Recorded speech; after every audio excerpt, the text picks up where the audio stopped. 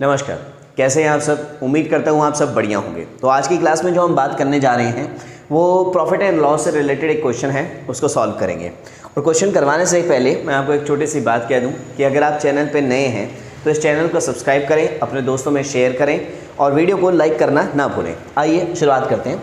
देखिए, मैं इस क्वेश्चन को आपको दो तरीके से समझाऊंगा। पहले मैं आपको बिल्कुल बेसिक कंसेप्ट से इसको बताऊंगा और फिर मैं इसका बिल्कुल आसान सा एक शॉर्टकट मेथड आपको बता दूंगा, ताकि आगे से ऐसा क्वेश्चन आए तो आप वो शॉर्टकट मेथड अप्लाई कर लें, लेकिन कंसेप्ट को भी समझना ज़रूरी है। आइए करते हैं। क्वेश्चन में कह रहा है कि ए ने बी को वॉच दी 10% के प्रॉफिट पे। मान लो मैंने किसी को अदर पर्सन को एक वॉच दी और उस पर मैंने 10% का प्रॉफिट कमाया। अब उस पर्सन ने बी ने सी को सोल्ड करी, उसने आगे दे दी और उसने 10% का लॉस लिया और अल्टीमेटली सी को कितने पे करने पड़े? 990 रुपये। तो आपको बताना है कि ए ने कितना पे किया होगा, यानी कि मुझे, अगर मैं अपने आप को ए कह रहा हूँ तो मुझे वो वॉच कितने की पड़ी। तो हमारे पास यहाँ 3 पर्सन है, एक ए है, एक बी है और एक कौन है? सी है। ए ने जब इसको दी है तो 10% का प्रॉफिट हुआ है, बी ने जब इसको दी है तो 10% का क्या हुआ है? लॉस हुआ है। और लॉस को हम नेगेटिव से क्या करते हैं? रिप्रेजेंट करते हैं। तो मान लेते हैं कि इसको पड़ी है चीज़ 100 रुपये की। कितने की पड़ी है? 100 रुपये की चीज़ पड़ी है। अब 100 पर 10% का प्रॉफिट हुआ है इसे। 10% का प्रॉफिट, देखो 100 पर 10% होना मतलब 10 रुपये ही है। अगर मैं निकाल के भी दिखाऊँ आपको, 10% मतलब 100 से 100 कैंसर, 10 का प्रॉफिट हुआ तो 100 की चीज़ कितने में बेचेगा? तो आप कहेंगे सर 110 रुपये में बेचेगा। 100 की चीज़ थी, 10% का प्रॉफिट हुआ तो इसको कितने में बेची? 110 में। अब 110 में इसको बेच दी, लेकिन इसने जब इसको बेची तो इसे 10% का लॉस हुआ।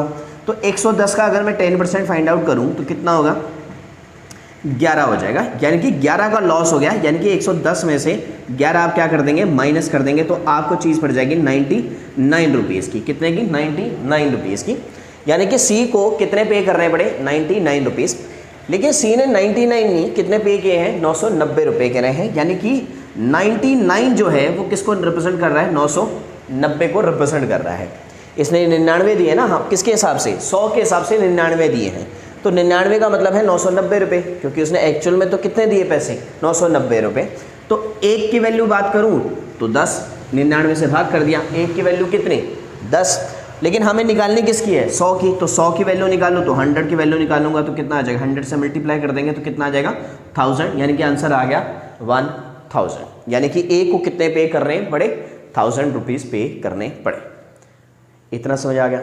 अब इतना घुमा फिरा के करने की ज़रूरत नहीं है, इतना बड़ा करने की ज़रूरत नहीं है। ऐसे केस में हमने बिल्कुल सिंपल सा मेथड लगाना है, वो मैं मेथड बता देता हूँ आपको। आपने करना क्या है? सिंपल सा फॉर्मूला है x plus y plus x into y divided by में 100%। ठीक है। पहले गेन हुआ, गेन को लिखते हैं हम पॉजिटिव में 10। फिर क्या हुआ? लॉस हो गया, उसको लिख देंगे माइनस में। फिर plus 10 into minus 10 multiply by 100। तो भैया ये तो कट ही गई, 0 से 0, 0 से 0, यानी कि 1% का क्या हो गया? लॉस हो गया। कितने का लॉस हो गया? 1% का क्या हुआ है? लॉस। यानी कि पूरी ट्रांजैक्शन में 1% का लॉस हुआ है। यानी कि 100 की चीज़ थी तो 99 में बेची गई होगी। किसके थ्रू? सी को 99 में बेची गई होगी। सीधा सीधा निकाल दिया, इतना कैलकुलेशन करने की जरूरत नहीं है। 1% का क्या हो गया? लॉस। देखो ये समझ आ गया। एक्स क्या है? पहला प्रॉफिट। गेन है तो पॉजिटिव, लॉस है तो negative. Positive negative, positive negative, positive negative क्या हो जाएगा? नेगेटिव। यहाँ से सॉल्व होकर कितना आ गया? ये 1%। यानी कि 1% नेगेटिव में आया तो हमें क्या हुआ है? मतलब लॉस हुआ है, 1% का लॉस हुआ है। 100 पर 1% लॉस का मतलब, अगर कोई चीज़ 100 की थी, 1% का लॉस हुआ, यानी कि कितने रुपए का? 99 रुपये में बेची गई होगी। अब 99 की वैल्यू कितनी? 990। 1 की वैल्यू 10, 100 की वैल्यू कितनी? 1000। यानी कि जो मैंने इतनी यहाँ पर अलग अलग कैलकुलेशन करी थी वो उतनी करने की जरूरत नहीं है। आपको डायरेक्ट इस फॉर्मूले से ओवरऑल पता लग जाएगा कि ओवरऑल ट्रांजैक्शन में आपको प्रॉफिट हुआ है या लॉस हुआ है। क्लियर है बात? अब आप सोचेंगे भाई ऐसे भी तो कर सकते थे। देखिए ये तो आसान नंबर थे, ये आसान नंबर था 10%। थोड़ा सा मुश्किल नंबर होता है 25%, 35%, और नंबर थोड़ा सा मुश्किल होता है तो मुश्किल हो जाती करनी। क्लियर है? तो ये वाला फॉर्मूला भी आपको समझ आ गया होगा, ये वाला भी आ गया होगा। कमेंट सेक्शन में ज़रूर कमेंट करके बताना कि आपको समझ आया या नहीं आया। ठीक है। और आपके लिए मैं क्वेश्चन दे रहा हूँ। मान लीजिए 20% है और ये आपका 30%।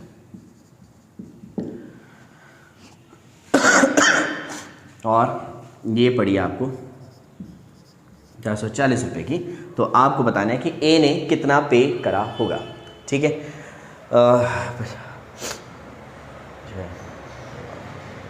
ठीक है, हाँ ओके।